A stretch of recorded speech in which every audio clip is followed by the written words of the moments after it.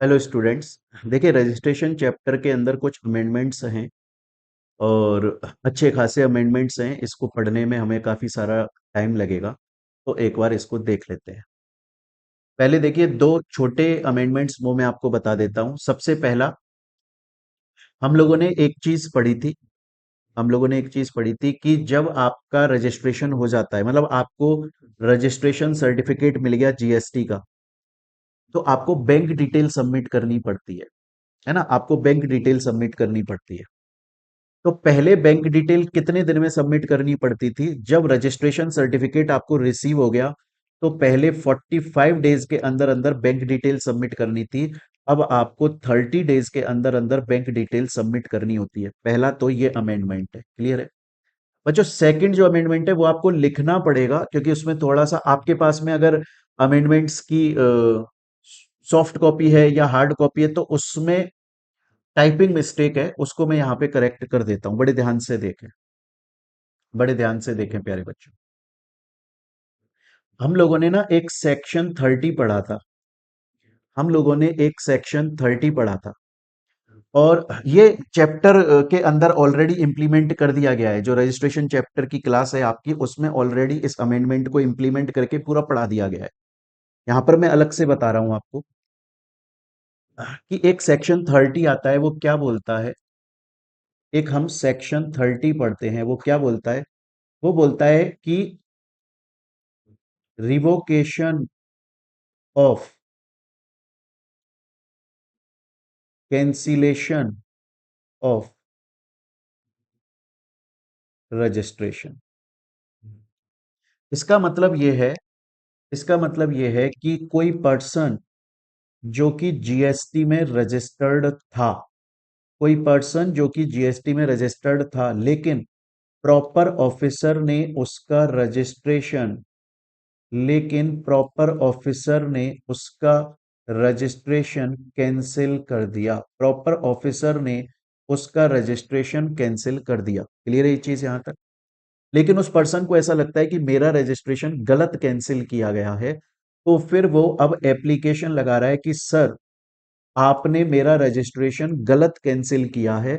आप चेक करें, मैं एप्लीकेशन में वजह लिख रहा हूं, फैक्ट्स लिख रहा हूं, आप चेक करें। एंड आपका जो कैंसिलेशन है वो रिवोक कर दो। तो आपका जो कैंसिलेशन है उसको रिवोक कर दो, रिवोकेशन ऑफ कैंसिलेशन।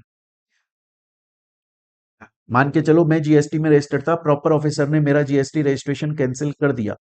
तो अब मैं उससे बोल रहा हूं, अब मैं एप्लीकेशन लगा रहा हूँ जीएसटी प्रॉपर ऑफिसर को, मैं बोल रहा हूँ सर, आपने मेरा जो जीएसटी रजिस्ट्रेशन कैंसिल किया है, प्लीज वो मत कैंसिल करो। क्योंकि आपने ये गलत चेक कर लिया है, ये फैक्ट है, और आप अपना कैंसिलेशन का ऑर्डर रिवोक करो ताकि मेरा दोबारा से जीएसटी रजिस्ट्रेशन एक्टिव हो जाए। क्लियर है ये चीज यहां तक स्टूडेंट्स, आप लोगों को? स्टूडेंट बोलता है ठीक है सर, मेरे को ये बात आपकी समझ में आ गई। ठीक है सर, मेरे को ये बात आपकी पूरी की पूरी समझ में आ चुकी है। अब बड़े ध्यान से देखिएगा स्टूडेंट्स, इसका प्रोसेस क्या होता है। आपको जो अमेंडमेंट की शीट मिली है ना, उसमें भी थोड़ा सा टाइपिंग मिस्टेक है, तो यहां पर उसको करेक्ट कर लीजिएगा आप, है ना। बहुत छोटा सा काम है कि अगर पर्सन एप्लीकेशन लगा रहा है रिवोकेशन के लिए, अगर पर्सन एप्लीकेशन लगा रहा है रिवोकेशन के लिए, तो कितने दिन में लगाएगा? पहले 30 डेज हुआ करता था, वो 90 डेज हो चुका है। पहले कितना हुआ करता था? पहले ना 30 डेज हुआ करता था कि 30 दिन में एप्लीकेशन लगाएगा, लेकिन अब वो कितना हो गया है? अब वो 90 डेज हो गया है। क्लियर है? तो आप ना, जो आपको अमेंडमेंट के अंदर सेकंड पॉइंट लिखा हुआ है, आप वो ये वाला पॉइंट लिख लो। आप ये वाला पॉइंट लिख लो। क्लियर है ये चीज? पहले तो ये वाला पॉइंट लिख लो, वो पॉइंट काट दो। अब मैं मीनिंग समझा रहा हूं आपको। जिस कब एप्लीकेशन लगाएगा रिवोकेशन के लिए? सर, 90 दिन के अंदर रिवोकेशन लगाएगा। सर, अगर 90 दिन के अंदर रिवोकेशन की एप्लीकेशन नहीं लगा पाया, तो वो एक्सटेंशन मिल जाता है उसको, वो 180 दिन के अंदर एप्लीकेशन लगा देगा। वैसे तो वो 90 दिन के अंदर एप्लीकेशन लगाएगा, लेकिन अगर 90 दिन के अंदर एप्लीकेशन नहीं लगा पाया, तो उसे 180 डेज का एक्सटेंशन मिल सकता है, अगर सेटिस्फैक्ट्री रीजन है। सर, एक्सटेंशन कौन देगा? कमिश्नर देगा। सर, अगर कमिश्नर खुद नहीं दे सकता एक्सटेंशन, किसी पर्सन को ऑथराइज कर देगा, वो एक्सटेंशन दे देगा। लेकिन जो भी पर्सन ऑथराइज्ड होगा, वो एडिशनल कमिश्नर या जॉइंट कमिश्नर की पोजीशन से नीचे नहीं होना चाहिए। स्टूडेंट बोलता है सर समझ में आ गया कि अगर किसी पर्सन का रजिस्ट्रेशन कैंसिल हो गया, वो सेक्शन 30 में एप्लीकेशन लगा रहा है कैंसिलेशन को रिवोक कराने के लिए, वो 90 दिन में एप्लीकेशन लगाएगा और 30 उसको एक्सटेंशन मिल सकता है मैक्सिमम 180 डेज का। पहले ये 30 दिन हुआ करता था, काट के 90 दिन कर लो। अब ये एप्लीकेशन किसके पास में चली गई? प्रॉपर ऑफिसर के पास चली गई। अब प्रॉपर ऑफिसर को 30 दिन मिलते हैं। प्रॉपर ऑफिसर को कितने दिन मिलेंगे? प्रॉपर ऑफिसर को 30 डेज मिलेंगे अपना रेस्पॉन्स देने को। या तो वो बोलेगा ठीक है मैं रिवोकेशन का ऑर्डर पास करता हूं, या फिर वो बोलेगा या फिर वो बोलेगा कि उसे क्लेरिफिकेशन चाहिए, तो वो ई नोटिस इशू कर देगा यार मुझे तुम्हारी बेसिस पे क्लेरिफिकेशन चाहिए। क्लियर है ये चीज यहां तक? तो ये चीज याद रखनी है आपको। क्लियर है? मैं दोबारा से बोल देता हूं, बड़े ध्यान से देखें। एप्लीकेशन जब पर्सन लगाएगा रिवोकेशन के लिए तो 90 दिन में लगाएगा, एक्सटेंशन उसे 180 दिन तक का मिल सकता है।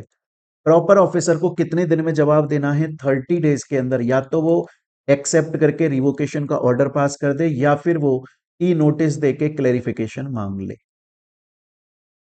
स्टूडेंट बोलता है सर मेरे को यहां तक समझ में आ गया। ठीक है, तो मेरे ख्याल से आपने ये सेकंड पॉइंट लिख लिया होगा। बच्चों एक पॉइंट इसके नीचे और ऐड कर लो छोटा सा, बाई चांस अगर एग्जाम में क्वेश्चन आ जाए। ऐसे नोट बना के ऐड कर लेना। मैं यहां पर लिख देता हूं उस नोट को, पीछे आपको यहां लिख लेना आप। आफ्टर रिसीविंग, नहीं सॉरी, हाँ, आफ्टर रिसीविंग रिवोकेशन ऑर्डर। जब रिवोकेशन ऑर्डर आ गया तो उसके 30 दिन के अंदर, within 30 working days, return file करनी है। Return must be filed by registered person for the time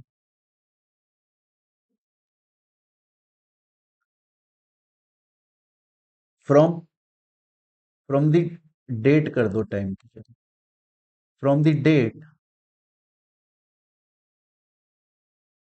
from the date cancellation of registration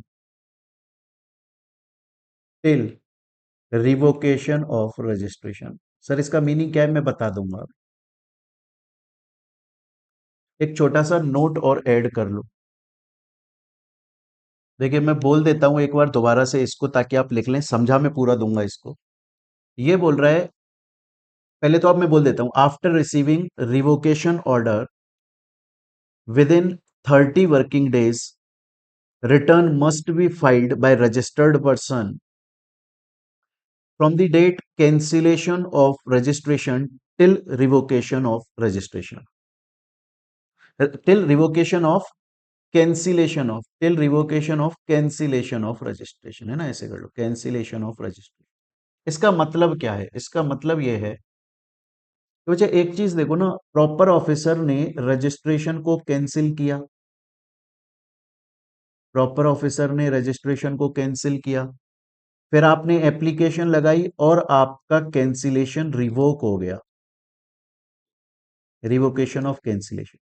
क्या इस टाइम पीरियड में ऐसा नहीं है कि इस टाइम पीरियड के अंदर आपने आपकी रिटर्न फाइल करनी ड्यू हो गई हो? भाई इस टाइम पीरियड के अंदर आपकी रिटर्न फाइलिंग जो है वो ड्यू हो गई, आपको रिटर्न फाइल करनी थी पर आप नहीं कर पाए क्योंकि आपका रजिस्ट्रेशन कैंसिल था, लेकिन अब वो रिवोक हो गया। तो गवर्नमेंट अब आपसे ये बोल रहा है कि जिस दिन आपका रिवोकेशन कैंसिलेशन रिवोक हुआ ना, उसके 30 दिन में, इस टाइम पीरियड में आपको जो जो रिटर्न फाइल करनी थी वो कर दो। इस टाइम पीरियड के अंदर आपको जो जो रिटर्न फाइल करनी चाहिए थी वो रिटर्न आप फाइल कर दो। अरे ये मेरी बात समझ में आता है? इस टाइम पीरियड के अंदर आपको जो जो रिटर्न फाइल करनी चाहिए थी वो रिटर्न आप फाइल कर दो। स्टूडेंट बोलता है सर अब मेरी बात, अब ये यहां तक का क्लियर है। क्लियर है बच्चों? तो फर्स्ट अमेंडमेंट हो गया। सेकंड अमेंडमेंट, ये मैंने बोला टाइपिंग मिस्टेक है, इसे करेक्ट कर लेना, पूरा मैं समझा चुका हूं आपको। नोट यहां पर मैंने लिखवा दिया। एक थर्ड है, थर्ड अमेंडमेंट और देख लेते हैं। देखिए हम लोगों ने पढ़ा था कि अगर कोई पर्सन, अगर कोई सप्लायर है, अगर कोई सप्लायर है जो कि, अगर कोई सप्लायर है जो कि एक्सक्लूसिवली, अगर कोई सप्लायर है जो कि एक्सक्लूसिवली ऐसे गुड्स सर्विस की सप्लाई करता है जिनके ऊपर आरसीएम पर टैक्स पे होता है, मतलब रेसिपिएंट को टैक्स जमा कराना होता है, तो सप्लायर का तो रजिस्ट्रेशन कंपलसरी है ही नहीं। ये हम लोगों ने अपनी क्लास में पढ़ा था, रजिस्ट्रेशन नहीं कराना पड़ेगा। अगर आज मानकर चलिए मैं ऐसे गुड्स सप्लाई करता हूं जिनके ऊपर मैं टैक्स मैं नहीं जमा कराता हूं, रेसिपिएंट जमा कराता है, आरसीएम बेसिस पर टैक्स जमा होता है, और एक्सक्लूसिवली मैं ऐसे ही गुड्स की सप्लाई करता हूं, टैक्सेबल गुड्स सर्विस की सप्लाई नहीं करता हूं, सिर्फ ऐसे गुड्स सर्विस की सप्लाई करता हूं जिनके बेसिस पर, आरसीएम बेसिस पर टैक्स पे होता है। तो कौन जमा कराता है उस टैक्स को? रेसिपिएंट। तो मेरे को रजिस्ट्रेशन कराना पड़ेगा सर, आपको तो रजिस्ट्रेशन नहीं कराना पड़ेगा। लेकिन इसके अंदर एक एक्सेप्शन आ गया है। गवर्नमेंट ये बोल रही है कि अगर कोई सप्लायर है, अगर वो मेटल स्क्रैप को सप्लाई करता है, चाहे से जिसके ऊपर आरसीएम पर रेसिपिएंट टैक्स पे करेगा, लेकिन अगर वो मेटल स्क्रैप की सप्लाई कर रहा है जिसके ऊपर रेसिपिएंट टैक्स दे रहा है, अगर इसका टर्नओवर थ्रेशोल्ड को क्रॉस कर गया, थ्रेशोल्ड हमने पढ़ी थी 10 लाख, 20 लाख, 40 लाख, अगर थ्रेशोल्ड को क्रॉस कर गया तो इसको रजिस्ट्रेशन लेना पड़ेगा सप्लायर। तो सपोज करो अगर आज एक ए सप्लायर है और वो एक्सक्लूसिवली ऐसे गुड्स सर्विस बेचता है, वो एक्सक्लूसिवली ऐसे गुड्स या सर्विस बेचता है जिनके ऊपर आरसीएम बेसिस पर टैक्स पे होता है, इसको रजिस्ट्रेशन नहीं कराना। लेकिन सर अगर ये मेटल स्क्रैप बेचने लग गया तो फिर उस केस में रजिस्ट्रेशन कराना पड़ जाएगा, चाहे आरसीएम पर टैक्स पे हो रहा है, क्योंकि मेटल स्क्रैप के लिए गवर्नमेंट बोल रही है बहुत ज्यादा इलीगल काम हो रहा है अब मार्केट में। इसलिए मेटल स्क्रैप की इलीगलिटी को रोकने के लिए ये गवर्नमेंट एक्सेप्शन लाई है कि नॉर्मली अगर आप रिवर्स चार्ज मैकेनिज्म पर टैक्स पे करने वाले गुड सर्विस को बेचते हो, आपको रजिस्ट्रेशन नहीं कराना। मेटल स्क्रैप के केस में रजिस्ट्रेशन कराना पड़ जाएगा, चाहे आरसीएम पर टैक्स पे हो रहा है। क्योंकि, और कब कराना पड़ेगा? जब थ्रेशोल्ड एक्सीड हो जाएगी, क्योंकि मेटल स्क्रैप जो लोग सेल आउट कर रहे हैं, मेटल से रिलेटेड जिन चीजों को सेल आउट कर रहे हैं, गवर्नमेंट उनके ऊपर अब नजर रखना चाहती है। स्टूडेंट बोलता है सर ये एक दो, एक आपने नोट पढ़ाया एंड ये आपने मेटल स्क्रैप वाला जो बताया, ये मेरे को यहां पर समझ में आ चुका है। देखो मैंने जो आपको नोट लिखाया था ना बच्चों, वो यहाँ फोर्थ पॉइंट में ऑल्दो मैंने लिख दिया है, पर मैंने आपको अपनी इजी लैंग्वेज में लिखवा दिया। अगर आप इसको लीगल लैंग्वेज में पढ़ोगे, फोर्थ पॉइंट जो मैंने नोट लिखवाया था वो फोर्थ पॉइंट में मैंने लिख दिया है, अगर आप उसे लीगल लैंग्वेज में पढ़ोगे तो फिर समझने में थोड़ी कठिनाई होती है, इसलिए मैंने इजी लैंग्वेज में करवा दिया इसको। अब आता है नेक्स्ट, बायोमेट्रिक बेस्ड आधार ऑथेंटिकेशन। बच्चों ये जीएसटी रजिस्ट्रेशन प्रोसेस है और इसके लिए बहुत डिटेल में हमें पढ़ना पड़ेगा, और मैं चाहता हूं कि आपने, आपकी बुक में जो रजिस्ट्रेशन प्रोसेस दिया हुआ है ना सेक्शन 25 के अंदर, आप उसे काट दो। जो पूरा आपको एग्जाम्पल दिया हुआ है पूरा प्रोसेस वो काट दो, क्योंकि मैं आपको रजिस्ट्रेशन प्रोसेस पढ़ाऊंगा, क्योंकि रजिस्ट्रेशन प्रोसेस अब बहुत डिफरेंट हो गया है।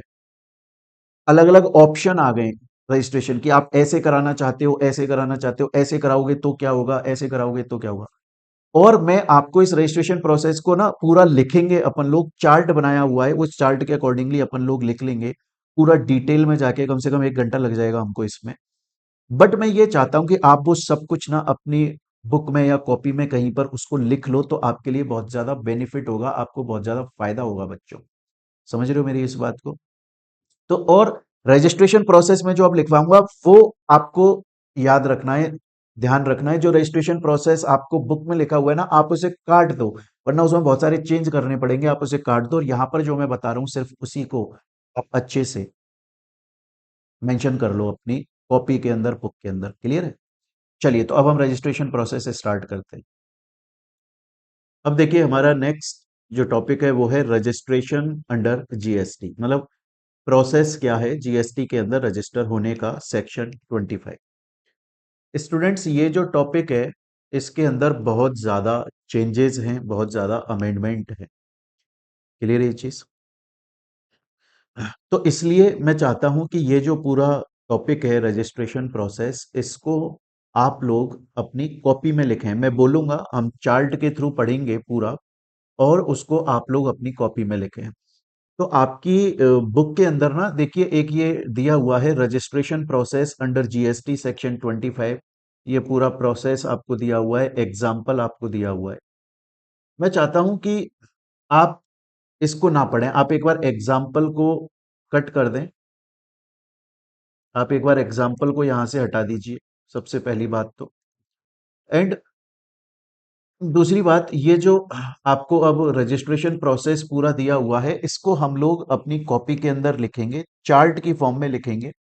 क्योंकि थ्योरेटिकल फॉर्म में अगर आप लोगों को मैं लिखाऊंगा, समझाऊंगा, तो आप लोगों के लिए थोड़ी प्रॉब्लम क्रिएट हो जाएगी। इसलिए मैंने यहाँ पर हैंड रिटन अपने पूरे चार्ट्स बनाए हुए हैं, एक एक करके हम इसको लिख लेंगे, थोड़ा लंबा क्लास हो जाएगा ये।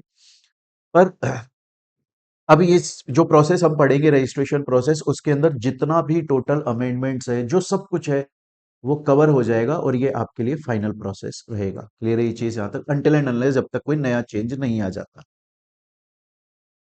चलिए, पहले मैं आप लोगों को समझाता हूं कि रजिस्ट्रेशन प्रोसेस जीएसटी के अंदर अब कैसे होते हैं, क्योंकि अब अलग अलग ऑप्शंस आ गए हैं जीएसटी के अंदर रजिस्टर होने के, है ना। जब भी कोई पर्सन जीएसटी के अंदर रजिस्टर होता है, तो अब उसके पास में ऑप्शन आ गए हैं कि वो ओल्ड वाला ऑप्शन चूज करे या नया वाला ऑप्शन चूज करे, ऐसे ऑप्शंस आ गए।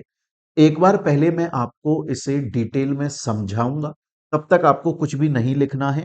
जब तक मैं ना बोलूं तब तक आप लोगों को लिखना नहीं है, सिर्फ सुनना है। जब मैं आपको बोलूं तब आप लोग लिखना स्टार्ट करेंगे। क्लियर है ये चीज? चलिए, सबसे पहले मैं आप लोगों को रजिस्ट्रेशन का थोड़ा सा डिटेल देता हूं, बड़े ध्यान से देखें। देखिए स्टूडेंट्स, जब भी जीएसटी रजिस्ट्रेशन हमें कराना होता है, तो सबसे पहले क्या करते हैं, सबसे पहले आप जाओगे, सबसे पहले हम जाते हैं गूगल पे। गूगल पे जाके हम ओपन करते हैं, बड़े ध्यान से देखेंगे प्यारे बच्चों। हम ओपन करते हैं जीएसटी पोर्टल। सबसे पहले हम गूगल पर जाते हैं, और गूगल पर जाकर हम अपना जीएसटी पोर्टल ओपन करते हैं। क्लियर है ये चीज यहां तक? जब आप जीएसटी पोर्टल ओपन करोगे और रजिस्ट्रेशन सेक्शन में चले जाओगे, रजिस्ट्रेशन सेक्शन के अंदर चले जाओगे, तो वहां पर आपको रजिस्ट्रेशन में, तो वहां पर आपको स्टूडेंट्स रजिस्ट्रेशन में दो पार्ट्स मिलते हैं। एक होता है पार्ट ए, और एक होता है पार्ट बी। सबसे पहले आप गूगल के थ्रू जीएसटी पोर्टल पर चले गए, वहां पर रजिस्ट्रेशन ऑप्शन आएगा, सर्विसेज के अंदर आप रजिस्ट्रेशन ऑप्शन पर चले गए। वहां पर आपको दो पार्ट मिलेंगे, एक मिलेगा आपको पार्ट ए, एक क्या मिलेगा आपको, एक मिलेगा आपको पार्ट ए, और एक मिलेगा आपको पार्ट बी। पहले हमें पार्ट ए को फिल करना होता है। Firstly fill and file. पहले हमें पार्ट ए को फिल करना होता है और उसे फाइल करना होता है। क्लियर है ये चीज यहां तक? Firstly fill part A and file. Sir, part A के अंदर आखिर क्या डिटेल्स हमें देनी पड़ती हैं? पार्ट ए के अंदर स्टूडेंट्स बहुत ही नॉर्मल सी डिटेल्स हमें देनी पड़ती हैं। जैसे पहले तो ये बताना पड़ता है कि मैं टैक्स पेयर हूं। आप रजिस्ट्रेशन क्यों करा रहे हो, कि आप एक नॉर्मल टैक्स पेयर हो या आप कोई एनआरटीपी हो। ये प्रोसेस जो है वो मैं नॉर्मल टैक्स पेयर के लिए बता रहा हूँ, सीटीपी एनआरटीपी के लिए नहीं बता रहा हूँ, उसके लिए अलग प्रोसेस है। तो पार्ट ए में ना नॉर्मल इंफॉर्मेशन देनी पड़ती है आपको, कि आप टैक्स पेयर हैं, आप किस स्टेट से हैं, आप किस डिस्ट्रिक्ट से हैं। उसके अलावा फिर आप जिस बिजनेस को रजिस्टर कराना चाहते हैं, तो सबसे पहले उस पर्सन का नाम क्या है, क्योंकि पर्सन के नाम पे रजिस्टर मिल रहा है, पैन के अकॉर्डिंगली रजिस्ट्रेशन मिल रहा है। तो उस पर्सन का नाम क्या है ना। उस परमानेंट अकाउंट नंबर डालना पड़ता है, ईमेल एड्रेस डालना पड़ता है, मोबाइल नंबर डालना पड़ता है। तो ये पार्ट ए के अंदर होता है स्टूडेंट्स, ये पार्ट ए के अंदर होता है। क्लियर है ये चीज यहाँ तक? बड़े ध्यान से देखेंगे स्टूडेंट्स, बहुत ही इंपॉर्टेंट बात मैं आपको बताने जा रहा हूँ, बहुत ही इंपॉर्टेंट बात। Firstly fill part A and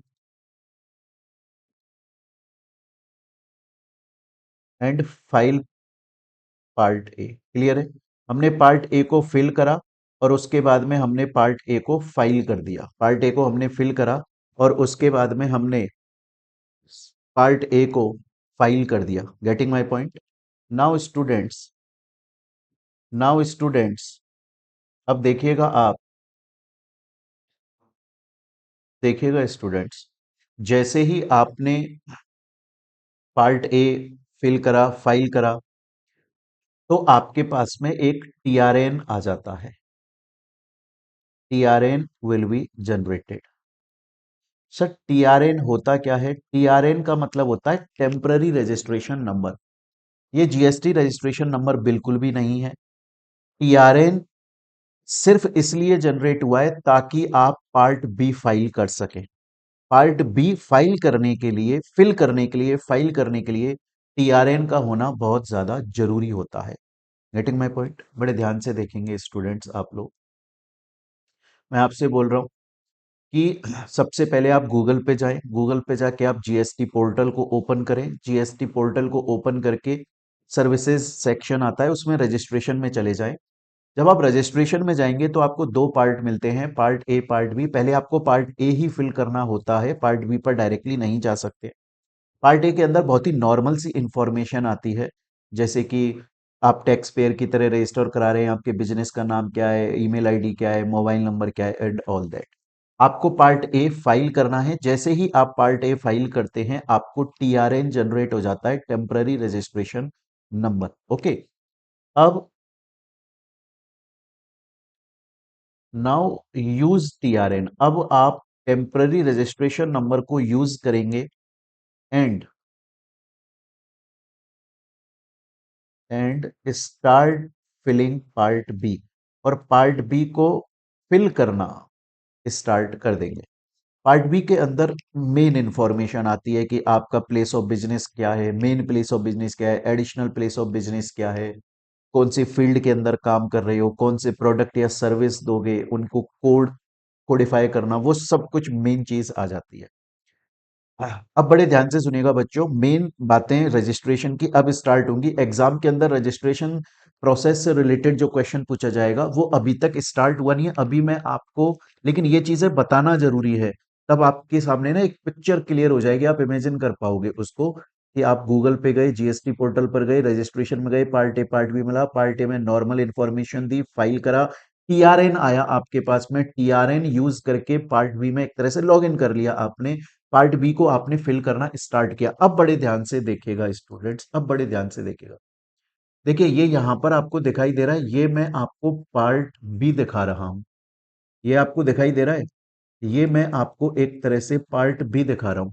इसमें ना पहले आपको बिजनेस की डिटेल्स फिल करनी पड़ती हैं। जब आप बिजनेस की डिटेल फिल करके सेव कर देते हो, नीचे ऑप्शन आता है सेव, और ऐसे सेव ऑप्शन आएगा, फिर कंटिन्यू ऑप्शन आएगा, तो ये टिक हो गया। फिर आपको प्रमोटर या पार्टनर की इंफॉर्मेशन देनी है, फिर सेव करके कंटिन्यू कर दोगे तो ऑथराइज्ड सिग्नेटरी कौन होगा बिजनेस के बिहाफ पे, देन ऑथराइज रिप्रेजेंटेटिव, फिर आपका principal place of business, additional place of business, कौन सी गुड्स सर्विस भेजोगे, कौन से स्टेट के अंदर, वो सब। फिर ध्यान रखिएगा बच्चों, अब आपने पार्ट बी के अंदर ये इंफॉर्मेशन फिल कर ली। क्लियर? पार्ट बी के अंदर आपने इंफॉर्मेशन फिल कर ली, लेकिन जब आप पार्ट बी को फाइल करने जाओगे ना, उससे पहले आपको आधार ऑथेंटिकेशन कराना पड़ेगा। Aadhaar authentication is mandatory. Aadhaar authentication mandatory हो गया है। ये शुरू से मैंडेटरी नहीं था, आपका जीएसटी 2017 में आया। आधार ऑथेंटिकेशन 2019 में गवर्नमेंट ने मैंडेटरी कर दिया था। 2017 से 2019 तक आधार ऑथेंटिकेशन कंपलसरी मैंडेटरी नहीं था। क्लियर है? इसीलिए मैं अभी आप लोगों को यह भी पढ़ाऊंगा कि 2017 से 2019 मतलब जब तक आधार को कंपलसरी मैंडेटरी नहीं किया था, आधार ऑथेंटिकेशन को, अगर उस टाइम पीरियड में कोई पर्सन रजिस्टर हो चुका है, ऐसा नहीं है कि गवर्नमेंट बोलते है कि अब तुम आधार ऑथेंटिकेशन कराओ। जो 2019 से पहले पहले रजिस्टर हो गया 2017 में, 18 में, और आधार ऑथेंटिकेशन आया उससे पहले, उसके लिए आधार ऑथेंटिकेशन कंपलसरी अब है ही नहीं, उसके ऊपर एप्लीकेबल ही नहीं हो रहा है क्योंकि वो ऑलरेडी रजिस्टर हो चुका है। दोबारा से प्रोसेस पे आते हैं, बड़े ध्यान से देखिएगा। अभी आपको कुछ नहीं लिखना है, अभी सिर्फ सुनना है। जब मैं बोलूंगा लिखना है तब आप लोग लिखेंगे। क्लियर है ये चीज? मैं आपसे बोल रहा हूँ गूगल, आपने टीआरएन जनरेट हो गया पार्ट ए फाइल करके, आप पार्ट बी को फिल करना स्टार्ट कर दिया आपने, ये पूरा का पूरा पार्ट भी यहां तक फिल कर दिया। अब आधार ऑथेंटिकेशन आता है। Before filing, before filing part B, Aadhaar authentication, Aadhaar authentication is compulsory. Aadhaar मतलब आधार ऑथेंटिकेशन इज कंपलसरी ना बोल के मैं ऐसा कर दूं, आधार ऑथेंटिकेशन ऑप्शन आ जाता है। क्लियर ये चीज? जैसे ही आपने पार्ट बी में ये सब चीजें फाइल कर दी, फिल कर दी, अब आप उसे फाइल करना चाहते हो तो उससे पहले आपको आधार ऑथेंटिकेशन ऑप्शन वहां पर आ जाता है। यहां तक आपको समझ में आ गया? यहां तक आपको समझ में आ गया? अब बड़े ध्यान से देखेंगे स्टूडेंट्स, अब बड़े ध्यान से देखेंगे, अब बड़े ध्यान से देखेंगे। अब पर्सन के पास में दो ऑप्शन आ गए। एक कि वो आधार ऑथेंटिकेशन को ऑप्ट कर रहा है, वो बोल रहा है ठीक है मैं घर पे बैठे हुए, ऑफिस में बैठे हुए ऑनलाइन आधार ऑथेंटिकेशन करके रजिस्ट्रेशन करा लूंगा। और एक पर्सन है जो बोल रहा है कि मैं आधार ऑथेंटिकेशन ऑप्ट नहीं करूंगा, बल्कि जो जीएसटी सेवा केंद्र है, बल्कि जो जीएसटी सेवा केंद्र है मेरा, वहां जीएसटी सेवा केंद्र के पास में मैं जाऊंगा और जीएसटी सेवा केंद्र में जाकर मैं अपना फिजिकल डॉक्यूमेंट्स वेरीफाई करवा लूंगा, पूरी इंफॉर्मेशन दे दूंगा। उसके बाद में फिर रजिस्ट्रेशन का प्रोसेस आगे बढ़ेगा। यहां तक समझ में आया? तो बेसिकली यहां से लेके और यहां तक का प्रोसेस तो सेम है। सबसे पहले आप गूगल पे जाएंगे, जीएसटी पोर्टल पर जाएंगे, रजिस्ट्रेशन करेंगे, मतलब रजिस्ट्रेशन ऑप्शन पे जाएंगे, दो पार्ट ओपन होंगे, part A part B. Part A पहले आप फर्स्टली उसको फिल करोगे, फिर आप उसे फाइल करने के लिए जाओगे। तो जैसी पार्ट ए को फाइल करोगे टीआरएन जनरेट हो जाएगा, टीआरएन यूज करके आप पार्ट बी में लॉगिन कर लोगे, पार्ट बी के अंदर ये पूरी इंफॉर्मेशन आप यहाँ पर मैं अपनी फिल कर दोगे। फिर उसके बाद में जैसे ही आप पार्ट बी को फाइल करोगे उससे पहले वो आधार ऑथेंटिकेशन का ऑप्शन आएगा। अब आपके पास में वो है कि आप आधार ऑथेंटिकेशन को चूज कर रहे हो या आधार ऑथेंटिकेशन को ऑप्ट नहीं कर रहे हो। आधार ऑथेंटिकेशन ऑप्ट करते हैं तो क्या होता है मैं बताऊंगा अभी। अगर आप आधार ऑथेंटिकेशन ऑप्ट नहीं करते हो, इसका मतलब है कि आपको जो आपका जीएसटी सेवा केंद्र है वहां पर जाना पड़ेगा, और वहां पर जाकर आपको फिजिकली अपना पूरा डॉक्यूमेंट्स देने पड़ेंगे, वेरिफिकेशन कराना पड़ेगा, उसके बाद में रजिस्ट्रेशन प्रोसेस आगे बढ़ेगा। क्लियर है ये चीज यहां तक स्टूडेंट्स? तो अब आप लोग एक बार क्लास को पॉज करके यहां तक एक बार लिख लें, लेकिन जब आप इसको लिखेंगे तो ऊपर हेडिंग डाल लेंगे इसके समरी ऑफ प्रोसीजर। अभी ये मैं एक समरी समझा रहा हूं, मेन प्रोसीजर थोड़ा सा और डिटेल में डे वाइज डेट वाइज सब कुछ समझेंगे हम लोग। क्लियर है? क्या सर इतना डिटेल हमारे सीएमए के एग्जाम में पूछा जाता है? देखो, ऐसे नहीं पूछा जाता है बट पूछ लेगा तो कोई बड़ी बात नहीं है, है ना? इसीलिए मुझे लगा कि पूरा एक बार डिटेल में बच्चों को बता दो, अगर बाई चांस एग्जाम में आ भी गया एटलीस्ट वो अपीयर कर लेंगे उस। आप लिख लें summary of registration process. Getting my point? Summary of registration process. आप इस तरीके से इसकी हेडिंग लिख लें। और अभी ये समरी कंप्लीट नहीं हुई है, अभी ये मैं समरी और बताने वाला हूं। यहां तक आप लोग अपनी कॉपी के अंदर इसको कहीं पर नोट कर लें एक बार। अब मेरी बात को बड़े ध्यान से सुनेंगे प्यारे बच्चों। मैंने आपको बोला जब आप पार्ट बी फाइल करने पर आ जाते हो तो वो आधार ऑथेंटिकेशन का ऑप्शन आता है। या तो आप आधार ऑथेंटिकेशन को ऑप्ट करते हो या फिर ऑप्ट नहीं करते हो। ऑप्ट नहीं कर रहे हो इसका मतलब है आप ये बोल रहे हो कि मैं जीएसटी सेवा केंद्र जाऊंगा, वहां पर अपने डॉक्यूमेंट्स दूंगा, वहां पर जो जो डॉक्यूमेंट्स जरूरी हैं, जो जो मैंने पार्ट बी में इंफॉर्मेशन यहाँ पर दी है, इन सब से रिलेटेड जो जो डॉक्यूमेंट्स है वो फिजिकली चेक कराऊंगा, फिर रजिस्ट्रेशन प्रोसेस आगे बढ़ेगा। लेकिन अगर आप आधार ऑप्शन ऑप्ट करते हो, लेकिन अगर आप आधार ऑप्शन ऑप्ट करते हो, बहुत ध्यान से सुनिएगा, अगर आप आधार ऑप्शन ऑप्ट करते हो तो आपकी ईमेल आईडी पर आपकी ईमेल आईडी पर एक लिंक आता है। अगर आप आधार ऑप्शन को ऑप्ट करते हो कि ठीक है मैं ऑनलाइन आधार ऑथेंटिकेट करूंगा, तो आपकी ईमेल आईडी पर एक लिंक आएगा। जब आप उस लिंक को ओपन करोगे, जब आप उस लिंक को ओपन करोगे तो वो आपसे आधार ऑथेंटिकेशन के लिए पूछेगा। मतलब वो ये बोलेगा कि अपना आधार नंबर उसमें लिख दो।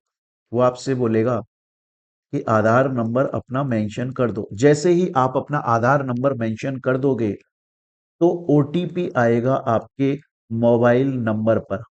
आपके मोबाइल नंबर पर ओटीपी आएगा। किस मोबाइल नंबर पर? जो कि आपके इससे एसोसिएटेड है, मतलब आधार नंबर से जो कनेक्टेड है, ठीक है ना, उस पर ओटीपी आ जाएगा। वो ओटीपी आपको डालना है। वो ओटीपी आपको डालना है। अब बड़े ध्यान से सुनिएगा बच्चों, इसके आगे मैं यहां पर बता रहा हूं। अब आप यहां तक समझ में आया आपको? आधार ऑथेंटिकेशन आपने ऑप्ट किया। जैसे ही आप क्लिक करोगे आधार ऑथेंटिकेशन पे, कि यस पे क्लिक करोगे, आपकी ईमेल आईडी पर एक लिंक आएगा। आप उसे ओपन करोगे, वो आपसे आधार ऑथेंटिकेशन के लिए मांगेगा। इसका मतलब है वो बोलेगा कि अपना आधार नंबर लिख दो।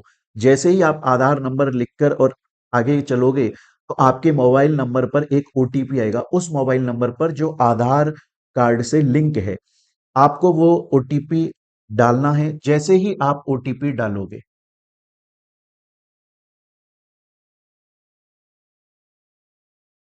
आफ्टर गिविंग ओटीपी या पुटिंग ओटीपी, है ना, ऐसे कुछ भी लिख लो। जैसे ही आप ओटीपी डालोगे, अब मेरी बात को बड़े ध्यान से सुनिएगा बच्चों, बहुत इंपॉर्टेंट सुनिएगा। जैसे ही आप वहां पर अपना ओटीपी मेंशन करोगे तो दो में से कोई एक ऑप्शन हो सकता है। पहला ऑप्शन या तो ये हो सकता है कि वो बोलेगा सक्सेसफुल। वो बोलेगा सक्सेसफुल। क्या बोलेगा वो? Successful. And A R N generated. क्या बोलेगा?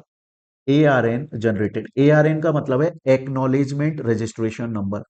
एक्नॉलेज रजिस्ट्रेशन नंबर का मतलब है कि आपके डॉक्यूमेंट्स जीएसटी डिपार्टमेंट के पास में चले गए हैं, ये आपका रेफरेंस नंबर है। क्लियर है ये चीज? यहां तक ये आपका रेफरेंस नंबर है। अब आपको वो ए आर एन जो है ना वो ट्रैक करना पड़ेगा। अब आपको एआरएन क्या करना पड़ेगा? ट्रैक करना पड़ेगा बार बार। क्यों ट्रैक कर रहे हैं? क्योंकि या तो ऐसा होगा कि आपको रजिस्ट्रेशन सर्टिफिकेट मिल जाएगा, वहां से रिप्लाई आएगा ना, आपको एआरएन जनरेट हो गया, इसका मतलब है कि आपके डॉक्यूमेंट्स जीएसटी डिपार्टमेंट के पास में फाइल हो चुके हैं। जीएसटी डिपार्टमेंट आपके डॉक्यूमेंट्स को चेक कर रहा है, वेरीफाई कर रहा है। अब उनमें से दो सिचुएशन हो सकते हैं, या तो प्रॉपर ऑफिसर जो है जीएसटी डिपार्टमेंट का वो सेटिस्फाई हो गया तो वो आपको रजिस्ट्रेशन सर्टिफिकेट दे देगा, या फिर ऐसा हो जाएगा, वो कितने दिन में देगा वो मैं आगे बताऊंगा, अभी मैं सिर्फ समरी बता रहा हूं।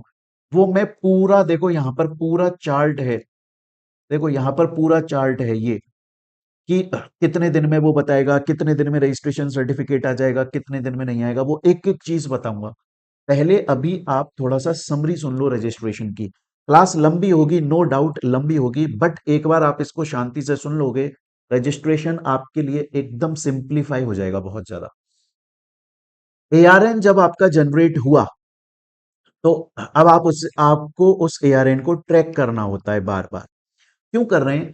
क्योंकि या तो ऐसा होगा कि भाई जीएसटी डिपार्टमेंट सेटिस्फाई हो गया, प्रॉपर ऑफिसर तो आपको वो रजिस्ट्रेशन सर्टिफिकेट इशू कर दिया, या फिर ऐसा होगा कि उनको ऐसा लगेगा कि यार हमें डाउट है या हमें कुछ क्लेरिफिकेशंस चाहिए, आपने जो डॉक्यूमेंट्स फाइल किए हैं, तो उसके लिए वो ई नोटिस इशू कर सकता है। इलेक्ट्रॉनिक नोटिस इशू कर देगा कि हमें इस बात का क्लेरिफिकेशन चाहिए, अभी सेटिस्फाई नहीं है, और उस क्लेरिफिकेशन का फिर आपको रिप्लाई देना पड़ेगा। जो एप्लीकेंट है वो उस क्लेरिफिकेशन का रिप्लाई देगा। फिर जब रिप्लाई जीएसटी डिपार्टमेंट के पास चला गया तो दोबारा से या तो वो सेटिस्फाई हो जाएंगे तो एक्सेप्ट कर लेंगे, रजिस्ट्रेशन सर्टिफिकेट इशू कर देंगे, और अगर वो सेटिस्फाई नहीं होंगे तो वो रिजेक्ट कर देंगे। एक बार दोबारा से यहां तक समरी देखते हैं। एक बार ये समरी आपको समझ में आ गई ना बच्चों, एक बार अगर ये समरी आपको समझ में आ गई तो बस यहां पर डेज लिखने हैं मुझको, प्रोसेस कंप्लीट हो जाएगा। आप ये मत सोचिएगा कि सर पहले समरी बता रहे हो फिर आप कंप्लीट प्रोसेस बताओगे। समरी आपको समझ में आ गई ना, तो बस यहां पर मुझे डेज लिखने हैं। जैसे ही मैं डेज पुटअप करूंगा प्रोसेस पूरा कंप्लीट हो जाएगा। मैं आपसे दोबारा से बोल रहा हूं, मैं आपसे दोबारा से बोल रहा हूं कि सबसे पहले गूगल पर गए, जीएसटी पोर्टल ओपन किया, registration part A part B, part A में नॉर्मल इंफॉर्मेशन दी, फिल करा, फाइल करा, टीआरएन जनरेट हो गया।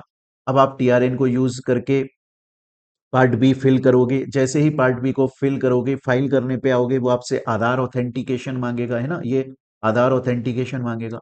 उस टाइम पर या तो आप आधार ऑथेंटिकेशन ऑप्ट करोगे या नहीं करोगे। नहीं किया आपने, इसका मतलब है आप फिजिकली जाओगे और वहां पर जाकर अपना ऑथेंटिकेशन कराना चाहते हो, वेरिफिकेशन कराना चाहते हो। अगर आपने आधार ऑथेंटिकेशन ऑप्ट किया तो जैसे ही आप यस पे क्लिक करोगे, आपकी ईमेल आईडी पे लिंक आएगा, हाइपर लिंक होता है।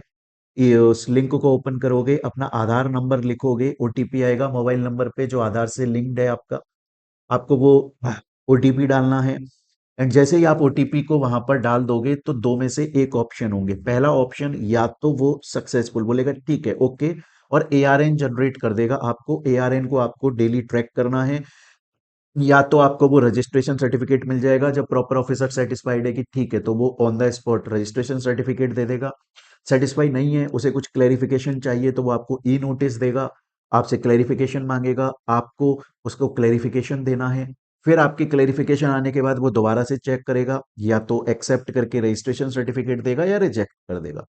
स्टूडेंट बोलता है सर मुझे यहां तक की बात समझ में आ गई, लेकिन आपने बोला था सर मेरे को, सर आपने मुझको बोला था कि एक बार जब ओटीपी आया, हमने आधार ऑथेंटिकेशन ऑप्ट किया, लिंक आया, आधार नंबर लिखा, ओटीपी आया, हमने ओटीपी जैसे ही डाला तो दो में से एक ऑप्शन आ सकते हैं, नॉट सक्सेसफुल। बड़े ध्यान से सुने, या तो आ सकता है नॉट सक्सेसफुल, या फिर आ सकता है कभी कभी ना ऐसा भी आ जाता है कि सक्सेसफुल आ जाता है बट एआरएन जनरेट नहीं होता, बट एआरएन जनरेट नहीं होता। और फिर लिखा हुआ आता है, फिर लिखा हुआ आता है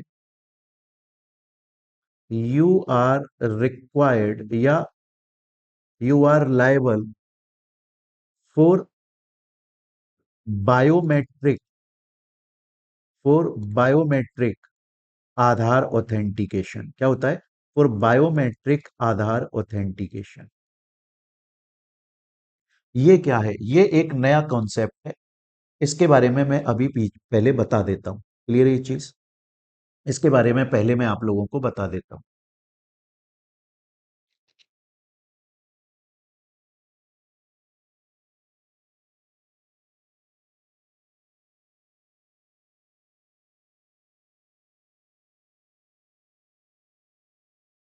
ये एक नया कॉन्सेप्ट है स्टूडेंट्स। बायोमेट्रिक आधार ऑथेंटिकेशन जो है ना, वो आपका एक नया कॉन्सेप्ट है, यहां पे बता देता हूं। बेसिकली क्या है कि जब जीएसटी आया ना, आपको याद होगा जब 2017 में जीएसटी लाया गया था, जब 2017 में जीएसटी आया था, तो गवर्नमेंट ये बोल रही थी कि यार ये जीएसटी एक नया टैक्स सिस्टम है और लोगों के लिए नया नया है। और जितने भी शॉपकीपर्स थे, जितने भी लोग थे, वो बहुत पैनिक हो गए थे कि यार अब ये क्या नया आ गया, क्या हमारा बिजनेस बंद हो जाएगा क्या, क्या डर गए थे एकदम बहुत ज्यादा। तो गवर्नमेंट ने उन लोगों को रिलैक्स करने के लिए बोला कि देखो जीएसटी इतना सिंपल है ना, कि अगर कोई बीकॉम पास पर्सन है, आपको याद होगा नरेंद्र मोदी जी ने, प्रधानमंत्री जी ने स्टेटमेंट दिया था कि अगर कोई बीकॉम पास बच्चा भी है ना या पर्सन है, वो इजिली जीएसटी की फाइलिंग्स कर सकता है, रजिस्ट्रेशन कर सकता है, इसलिए बहुत हड़बड़ी वाला काम नहीं है। गव ठीक है, तो पहले ना जीएसटी रजिस्ट्रेशन को बहुत सिंप्लीफाई किया गया था, क्योंकि लोग एकदम से पैनिक हो गए थे कि यार ये क्या नया टैक्स सिस्टम आ गया। फिर क्या हुआ, बहुत सारे लोगों ने इलीगल रजिस्ट्रेशन करना स्टार्ट किया। मतलब बिजनेस में चला रहा हूं, किसी और के नाम पे रजिस्ट्रेशन कर लिया। या फिर क्या करता था, मान लो बिजनेस में जीएसटी रजिस्ट्रेशन ले रहा हूं, मैंने कोई ऐसा प्लेस लिख दिया, अपना प्लेस ऑफ बिजनेस के अंदर मैंने कोई ऐसा प्लेस लिख दिया जो एक्चुअली में है ही नहीं, बोगस प्लेस लिख दिया, फेक प्लेस लिख दिया मैंने। क्योंकि जीएसटी रजिस्ट्रेशन हो रहे थे, गवर्नमेंट कर रही थी, कोई चेक करने नहीं आ रहा था। फिर उसके बाद में गवर्नमेंट को 2019 में ऐसा लगा कि यार लोग जो है ना वो बहुत सारे इलीगल रजिस्ट्रेशंस करवा रहे हैं। तो 2019 के अंदर गवर्नमेंट ने क्या किया, गवर्नमेंट ने आधार ऑथेंटिकेशन लेकर आ गई गवर्नमेंट, जो अभी तक हम पढ़ रहे हैं। लेकिन फिर भी गवर्नमेंट को ऐसा लगा कि लोग अब क्या कर रहे हैं कि मान लो मैं रजिस्ट्रेशन कर रहा हूं, मेरा बिजनेस है लेकिन मैंने रजिस्ट्रेशन ले लिया अपने घर के किसी दूसरे पर्सन के नाम पे, इलीगल तरीके से मैंने रजिस्ट्रेशन ले लिया। तो गवर्नमेंट को लगा कि यार अब भी आधार रजिस्टर जीएसटी रजिस्ट्रेशन बहुत ज्यादा इलीगल हो रहे हैं। तो इलीगैलिटी को कम करने के लिए, रोकने के लिए 2022 में, बड़े ध्यान से सुनेंगे प्यारे बच्चों, बहुत ही ध्यान से सुनेंगे, 2022 के अंदर गवर्नमेंट बोली कि अब हम बायोमेट्रिक आधार ऑथेंटिकेशन करेंगे। इसका मतलब क्या है? इसका मतलब यह है कि इसका मतलब यह है, बड़े ध्यान से देखिएगा, कि मान के चलिए जब कोई बंदा यहां आधार ऑथेंटिकेशन ऑप्ट करेगा और आधार ऑथेंटिकेशन ऑप्ट करके ओटीपी डालेगा, तो अगर जीएसटी सॉफ्टवेयर को उसके ऊपर डाउट है, कैसा डाउट?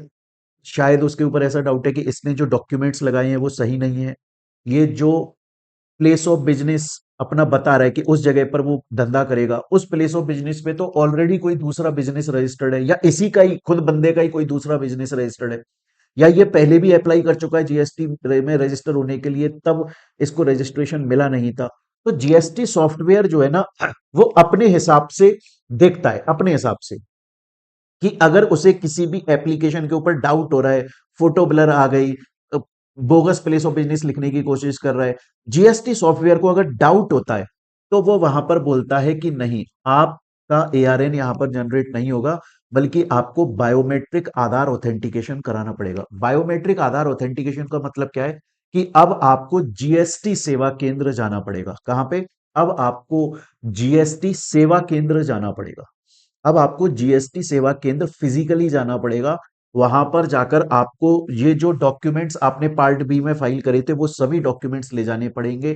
फिर वहां पर जाकर आपको वेरिफिकेशन कराना पड़ेगा। फिर आपका बायोमेट्रिक, बायोमेट्रिक मतलब ये होता है ना, आप कहीं पर जाते होंगे तो वो थंब इम्प्रेशन, पूरा हाथ का इम्प्रेशन लेगा, हमारी जो आंखें हैं उसके आइरिस को वो स्कैन करेगा प्रॉपर, है ना, तब जाकर वो आपकी डिटेल्स को एक्सेप्ट करेंगे और उसके बाद में आपको एआरएन जनरेट करके देंगे। क्लियर है? ये जो बायोमेट्रिक आधार ऑथेंटिकेशन लेकर आई ना गवर्नमेंट 2022 में, गवर्नमेंट बोली कि पता नहीं ये सक्सेसफुल होगा कि नहीं होगा, लोग कहीं नाराज तो नहीं हो जाएंगे। तो बायोमेट्रिक आधार क्यों लाया गया? 2022 में लाया गया, इलीगैलिटी को रोकने के लिए लाया गया। और जिन लोगों के ऊपर डाउट होता है, जीएसटी सॉफ्टवेयर उनका आधार ऑथेंटिकेशन घर पे बैठे बैठे नहीं अलाउ करता, जैसे अभी हमने देखा था कि एआरएन जनरेट हो गया, बल्कि वो बोलता है कि नहीं, आपके ऊपर डाउट है, आप बायोमेट्रिक आधार के अंदर फॉल हो रहे हो, आप आ जाओ हमारी जीएसटी सेवा केंद्र पे, वहां पे जाकर सब कुछ चेक कराओ। सबसे पहले जब गवर्नमेंट बायोमेट्रिक आधार का ये कॉन्सेप्ट लेकर आई थी ना 2022 में, ये पायलट बेसिस पर लेकर आई थी। पायलट बेसिस का मतलब क्या होता है? कि जब किसी चीज को ना स्टार्ट कर रहे हैं, मतलब उसको ट्राई करा जा रहा है कि क्या ये सक्सेसफुल हो जाएगा, एक बार कोशिश करते हैं, देखते हैं, अगर ये सक्सेसफुल हो जाएगा तो ठीक है, अदरवाइज इसको बंद कर देंगे। तो गवर्नमेंट ऐसे बहुत सारे प्रोजेक्ट पायलट बेसिस पर लाती रहती है, जो सक्सेसफुल हो जाते हैं उन्हें एप्लीकेबल कर देती है, जो सक्सेसफुल नहीं होते उन्हें बंद कर देती है, ऐसा होता है। तो इस बायोमेट्रिक आधार को ना पहले गुजरात के अंदर और पुडुचेरी, जिसे हम पौंडीचेरी भी बोलते हैं, गुजरात के अंदर और पौंडीचेरी के अंदर लाया गया था। गुजरात के अंदर और पौंडीचेरी के अंदर लाया गया था इसको, है ना। अब तो ये इंडिया के बहुत सारे स्टेट्स में आ गया, है ना, आंध्र प्रदेश में आ गया, और बहुत सारे स्टेट्स में अब इसको एप्लीकेबल किया जा रहा है। यहां तक की बात समझ में आई आपको? क्या सर इस बायोमेट्रिक आधार के बारे में हमारे नोट्स में लिखा हुआ है? देखो ये लिखा हुआ है पूरा सब कुछ। आपको लिखना क्या है अभी तक? अभी तक आपको एक तो मैंने ये जो प्रोसेस यहां तक बताया ये लिखना है, ऊपर हेडिंग डालनी है समरी ऑफ रजिस्ट्रेशन प्रोसेस, ये लिखना है। आ, फिर इसमें अपन आ गए थे, आधार ऑथेंटिकेशन ऑप्ट किया, ओटीपी आ गया, उसके आगे कंटिन्यू करना है। ये ओटीपी डाल दो, या तो होगा सक्सेसफुल आ गया या फिर होगा सक्सेसफुल नहीं। अब बड़े ध्यान से देखिएगा बच्चों, अब मैं अब आप एक चीज नोटिस कर रहे हो, एक तो आपने आधार ऑथेंटिकेशन ऑप्ट किया ही नहीं था, तो आपको जीएसटी सेवा केंद्र फिजिकली जाना पड़ रहा है। या फिर आपने आधार ऑथेंटिकेशन ऑप्ट किया लेकिन वो बायोमेट्रिक के अंदर फॉल हो रहा है तो भी जीएसटी सेवा केंद्र जाना पड़ रहा है। तो अब मैं आपको बोल रहा हूं, आप अपने घर पे बैठे हैं, ऑफिस में बैठे हैं, लैपटॉप ओपन है आपके पास में, आप या तो आधार ऑथेंटिकेशन ऑप्ट करने को नो क्लिक कर रहे हैं या फिर यस क्लिक कर रहे हैं और इस वाली सिचुएशन में फॉल हो रहे हैं, तो उस केस में आपका क्या होगा, उस केस में क्या होगा, अब मैं ये बताना चाह रहा हूं। आप चाहें तो इसको यहां पर लिख सकते हैं, आधार ऑथेंटिकेशन नॉट ऑप्टेड, या तो आधार ऑथेंटिकेशन आपने ऑप्ट नहीं किया या फिर आप बायोमेट्रिक में फॉल हो रहे हैं। तो उस केस में क्या होगा, उस केस में ना आपके पास में एक ईमेल आएगा, आपको एक ईमेल रिसीव होगा। उस ईमेल को जब आप ओपन करोगे तो आपको एक स्लॉट बुक करना पड़ेगा। बुक एन अपॉइंटमेंट बोल दो उसको, या बुक अ स्लॉट बोल दो उसको। उसको बुक एन अपॉइंटमेंट बोल दो या बुक अ स्लॉट बोल दो। इसका मतलब क्या है सर? इसका मतलब यह है कि अब आपको जीएसटी सेवा केंद्र जाना पड़ रहा है दोनों ही सिचुएशन में, चाहे से आपने आधार ऑथेंटिकेशन ऑप्ट नहीं किया या फिर आपने बायोमेट्रिक में फॉल हो गए, दोनों ही सिचुएशंस में आपको कहाँ जाना पड़ रहा है, जीएसटी सेवा केंद्र जाना पड़ रहा है। अब आप ऐसे चले जाओगे जीएसटी सेवा केंद्र और बोलोगे सर वेरिफिकेशन कर लो, तो जीएसटी सेवा केंद्र वाला बोलेगा कि सर मेरे पास तो लाइन लगी हुई है, बहुत सारे लोग हैं, आप अपॉइंटमेंट लेकर आते ना, तो उस वक्त हम आपको ही सर्व करते, आपको ही एंटरटेन करते सिर्फ। अब आपको अपॉइंटमेंट ले लो यहां पर, जैसे पासपोर्ट वेरीफाई करने के लिए पहले हम अपॉइंटमेंट ले लेते हैं ना, पासपोर्ट के लिए अप्लाई करते हैं जब, फिर वहां पर जाकर हम अपने डॉक्यूमेंट्स देकर आते हैं। सेम उसी तरह से यहाँ पर अपॉइंटमेंट ले लो एंड देन उसके बाद में जीएसटी सेवा केंद्र को विजिट करो। जब आप जीएसटी सेवा केंद्र विजिट करोगे, सभी डॉक्यूमेंट्स अपने दे दोगे, वहां वेरिफिकेशन होगा, देन उसके बाद में आपको एक एआरएन जनरेट होगा। क्लियर है ये चीज यहां तक? फिर उस एआरएन को आप ट्रैक करते रहो, या तो सेटिस्फाई हो जाएगा तो एक्सेप्ट करके रजिस्ट्रेशन सर्टिफिकेट मिल जाएगा, या फिर अगर उसे डाउट होगा तो वो ई नोटिस देगा आपको, जिसका आपको रिप्लाई देना है। फिर रिप्लाई जब रिसीव हो जाएगा तो या तो वो एक्सेप्ट करके रजिस्ट्रेशन सर्टिफिकेट देगा या वो रिजेक्ट कर देगा, सेम। ये मैंने अभी सिर्फ समरी बताई। और ये जो मैंने आपको समरी क्यों बताई सर, डायरेक्टली आप डेट पे क्यों नहीं चले गए, इसके दो रीजन थे। पहला, एक तो मैं आपको ये बताना चाहता था कि अब जीएसटी रजिस्ट्रेशन जो है वो दो तरीके से हो गया है, कि आप आधार ऑथेंटिकेशन ऑप्ट कर रहे हो या नहीं कर रहे हो। अगर आप आधार ऑथेंटिकेशन ऑप्ट कर रहे हो, उसमें भी दो तरीके आ गए, एक आपका on the spot ARN generate हो जाएगा, एक आप अगर बायोमेट्रिक में फॉल हो गए तो आपको जीएसटी सेवा केंद्र जाना पड़ेगा। ये पूरा कॉन्सेप्ट मेरे को समझाने के लिए मैं चाहता था ये आपको प्रैक्टिकली समझ में आ जाए, ताकि आपको रटना ना पड़े, आपको एक एक चीजें, ये चीजें क्लियर हो जाए, इमेजिन करने लग जाओ आप। इसलिए मैंने ये बात बोली। अब आपको करना क्या है, आप एक बार क्लास पॉज कर लो, ये जो मैंने बोला है इसे लिख लो, हेडिंग लिख लेना summary of registration process. Clear? और उसके बाद में फिर आप ये लिख लो यहां तक। क्लियर हो गया मेरा? मेरी बात आपको यहां तक आपने लिख लिया है ना? अभी हम जब फुल प्रोसेस पढ़ेंगे ना, तब मैं आपको डायरेक्टली यहां पर लेकर आ जाऊंगा। अभी हम फुल प्रोसेस भी पढ़ेंगे, तब मैं आपको डायरेक्टली यहां पर लेकर आ जाऊंगा कि पार्ट बी फाइल करने पर आ गए, आधार ऑथेंटिकेशन, और वहां से डेट वाइज एक एक चीज को मैं आपको समझाऊंगा। ये मैंने आपको बताया, आधार ऑथेंटिकेशन ऑप्ट नहीं करते या फिर बायोमेट्रिक में फॉल हो जाते हो, तो ईमेल आता है, एक अपॉइंटमेंट बुक करना पड़ता है आपको, आप जीएसटी सेवा केंद्र जाते हो, डॉक्यूमेंट्स देते हो, वेरिफिकेशन होता है, एआरएन जनरेट होता है, आप उसे ट्रैक करते हो, या तो एक्सेप्ट होता है या फिर वो आपसे क्लेरिफिकेशन मांगता है, कुछ डाउट्स हैं उनका रिप्लाई देते हो, फिर वही हो सकता है, या तो वो एक्सेप्ट करेगा या रिजेक्ट करेगा। Getting my point? स्टूडेंट बोलता है सर मुझे यहां तक की बात आपकी अच्छे से समझ में आ रही है। सर मुझे यहां तक की बात आपकी बहुत अच्छे से समझ में आ रही है। चलिए स्टूडेंट्स, अब यहां तक आप लोगों ने, मैं ये मानता हूं कि आप लोगों ने क्लास पॉज करके ये सब चीजें लिख ली होंगी। अब हम डेट वाइज चलते हैं बच्चों। अब हम अब मैं आपको रजिस्ट्रेशन प्रोसेस की समरी बता चुका हूं। अब मैं डेट वाइज चल रहा हूं आपके लिए। क्या कर रहा हूं? अब मैं डेट वाइज चल रहा हूं।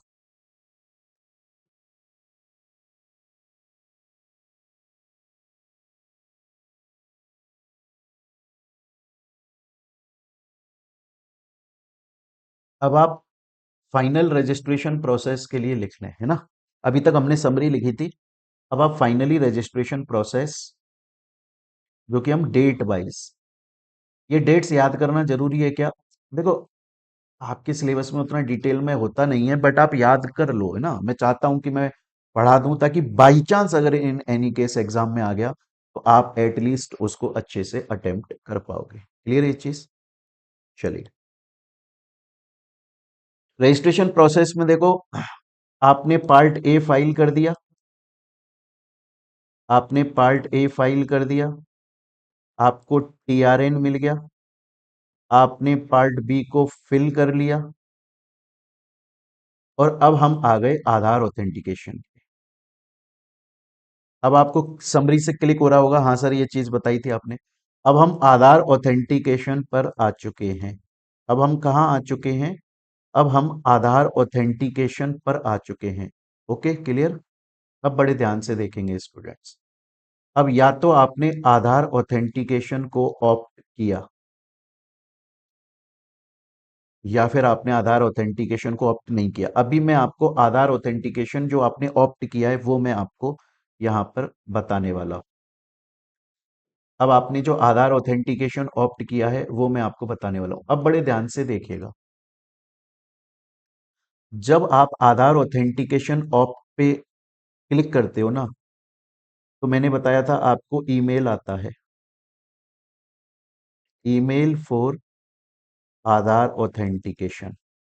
आप इसमें लिखेंगे नीचे, क्या सर हमें ये लिखना है? लिखना है, ईमेल आया था ना आधार ऑथेंटिकेशन के लिए, जैसे आपने यस पे क्लिक किया ईमेल आया। आपको पता है वो आधार जो ऑथेंटिकेट है ना, वो विद इन 15 डेज, 15 दिन के अंदर अंदर आपको आधार ऑथेंटिकेशन करना पड़ता है। 15 दिन के अंदर अंदर आपको आधार ऑथेंटिकेशन करना पड़ता है। आपने आधार ऑथेंटिकेशन ऑप्ट किया, आपके पास में ईमेल आया, आपको 15 दिन के अंदर अंदर आधार ऑथेंटिकेशन करना पड़ता है। अब सर दो सिचुएशन आती हैं इसमें। एक सिचुएशन तो आती है कि आधार ऑथेंटिकेशन कर दिया हमने 15 दिन के अंदर। सर हमने 15 डेज के अंदर अंदर आधार ऑथेंटिकेशन कर दिया। आधार ऑथेंटिकेशन कर दिया मतलब जो ईमेल आया, उस ईमेल पर आपने क्लिक किया, अपना आधार नंबर लिखा, ओटीपी आया, और एआरएन जनरेट हुआ। Getting my point? मैं उसकी बात कर रहा हूं। और एक होता है कि आपने आधार ऑथेंटिकेशन नहीं किया 15 दिन के अंदर।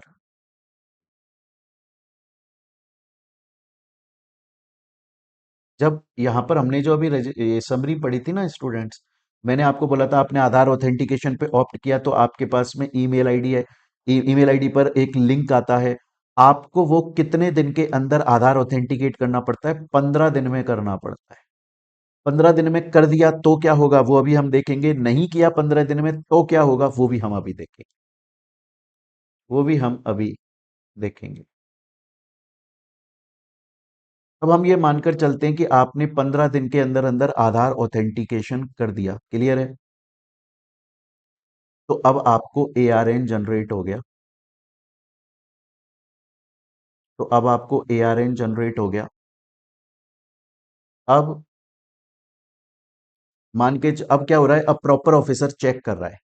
अब क्या हो रहा है? अब प्रॉपर ऑफिसर चेक कर रहा है। अगर कोई गलती नहीं निकलती या डेफिशिएंसी नहीं, डेफिशिएंसी मतलब कोई कमी नहीं निकलती आपके किसमें, अगर डेफिशिएंसी नहीं निकलती है कोई भी एप्लीकेशन के अंदर, तो फिर विद इन 7 डेज, 7 दिन के अंदर अंदर, है ना, विद इन 7 वर्किंग डेज, 7 दिन के अंदर अंदर आपको रजिस्ट्रेशन सर्टिफिकेट मिल जाएगा। कितने दिन में आपको रजिस्ट्रेशन सर्टिफिकेट मिल जाएगा? 7 डेज में। कब? जब आपने 15 दिन के अंदर ऑथेंटिकेशन कर दिया, आपको, आप उसमें फॉल नहीं हुए, बायोमेट्रिक में फॉल नहीं हुए, वो तो बाद में देखेंगे, बायोमेट्रिक में फॉल ही नहीं हुए, आपको एआरएन जनरेट हो गया, आपका प्रॉपर ऑफिसर जो है वो आपकी एप्लीकेशन को चेक कर रहा है, और उसे आपकी एप्लीकेशन में कोई कमी नजर नहीं आई, तो वो 7 डेज के अंदर अंदर रजिस्ट्रेशन सर्टिफिकेट दे देगा। सर अगर 7 दिन के अंदर रजिस्ट्रेशन सर्टिफिकेट नहीं आया तो डीम्ड रजिस्ट्रेशन मान लिया जाएगा। Deemed registration if no answer within 7 working days by proper officer, अगर प्रॉपर ऑफिसर ने कोई भी जवाब नहीं दिया 7 दिन के अंदर, इसका मतलब क्या है कि जब हमारे पास एआरएन आ जाता है और प्रॉपर ऑफिसर के पास में वो पहुंच जाता है एप्लीकेशन, तो उसके 7 वर्किंग डेज के अंदर अंदर उसको जवाब देना है क्या, या तो वो एक्सेप्ट करे अगर उसे कोई डेफिशिएंसी नजर नहीं आ रही है, और अगर उसे डेफिशिएंसी नजर आ रही है, और अगर उसे डेफिशिएंसी नजर आ रही है, तो वो क्या करेगा, वो ई नोटिस देगा। तो क्या करेगा, वो ई नोटिस देगा कितने दिन में, 7 वर्किंग डेज के अंदर। वो 7 वर्किंग डेज के अंदर ई नोटिस देगा। क्लियर ये चीज यहां तक। एंड उसके 7 दिन के अंदर, within 7 working days reply देना पड़ेगा एप्लीकेंट। अगर कमी नजर आई तो 7 दिन के अंदर प्रॉपर ऑफिसर नोटिस देगा, उसके 7 दिन के अंदर बंदा रिप्लाई देगा, फिर वो चेक करेगा, या तो वो एक्सेप्ट कर लेगा प्रॉपर ऑफिसर और रजिस्ट्रेशन सर्टिफिकेट इशू कर देगा, या फिर वो रिजेक्ट कर देगा। ये आपको अपने प्रोसेस में लिख लेना है। आप नए नया प्रोसेस बना लो, पहले समरी बनाई थी, अब नया बनाओ रजिस्ट्रेशन प्रोसेस। ये तो सिंपल बात वो वहां बता दी थी। आधार ऑथेंटिकेशन ऑप्ट किया, 15 दिन के अंदर अंदर आपको करना होता है। हम बोल रहे हैं 15 दिन के अंदर अगर आपने किया तो क्या होगा, 15 दिन में नहीं किया तो क्या होगा। अगर आपने 15 दिन में आधार ऑथेंटिकेशन किया, एआरएन जनरेट होगा, बायोमेट्रिक यहां पर कंसीडर ही नहीं कर रहे हैं अभी हम। अब प्रॉपर ऑफिसर चेक करेगा, अगर आप उसको आपकी एप्लीकेशन में कोई गलती नजर नहीं आती तो 7 दिन में रजिस्ट्रेशन सर्टिफिकेट आ जाएगा। अगर उसको आपके इसमें गलती नजर आती है, तो फिर वो 7 वर्किंग डेज के अंदर अंदर ई नोटिस इशू कर देगा। आपको क्या इशू कर देगा, ई नोटिस इशू कर देगा। 7 दिन के अंदर आपको रिप्लाई देना है। फिर आपका रिप्लाई रिसीव हो गया प्रॉपर ऑफिसर को, वो चेक करेगा, एक्सेप्ट करेगा, रिजेक्ट करेगा। क्लियर ये चीज यहां तक आपको, है ना। मैं इसको यहाँ पर और 1 मिनट रुको, दिखा भी देता हूँ आपको।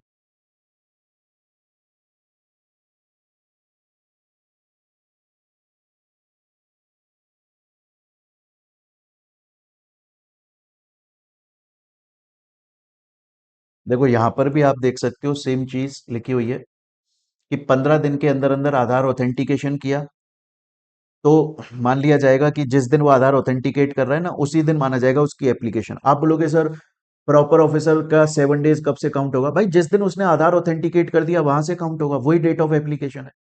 अगर डेफिशिएंसी नहीं है तो 7 वर्किंग डेज में रजिस्ट्रेशन सर्टिफिकेट आ जाएगा, और डेफिशिएंसी है तो REG 03 में 7 वर्किंग डेज के अंदर प्रॉपर ऑफिसर क्या करेगा, ई नोटिस देगा, उसका 7 वर्किंग डेज में बंदा जो है वो रिप्लाई देगा, फिर वही एक्सेप्ट या रिजेक्ट होगा। क्लियर है ये चीज यहां तक।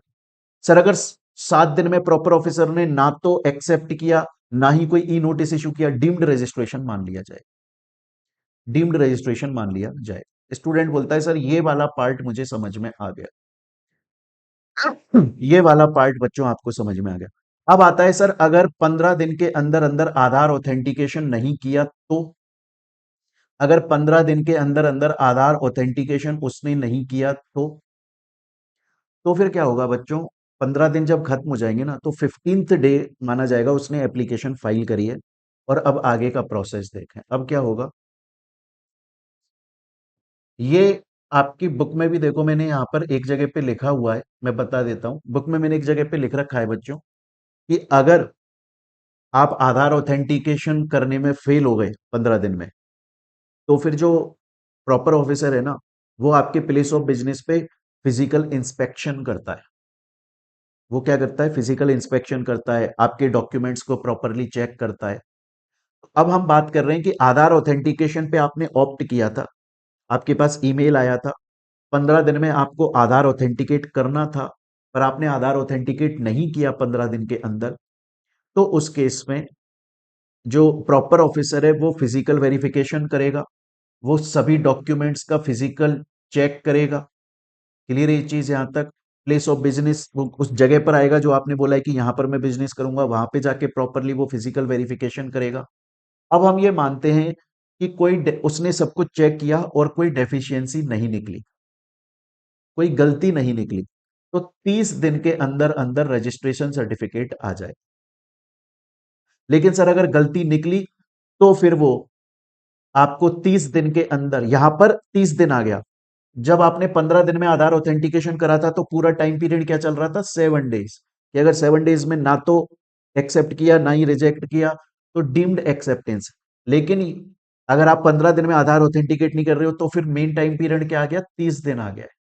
आपने आधार ऑथेंटिकेशन नहीं किया तो मेन टाइम पीरियड कितना आ गया? 30 दिन।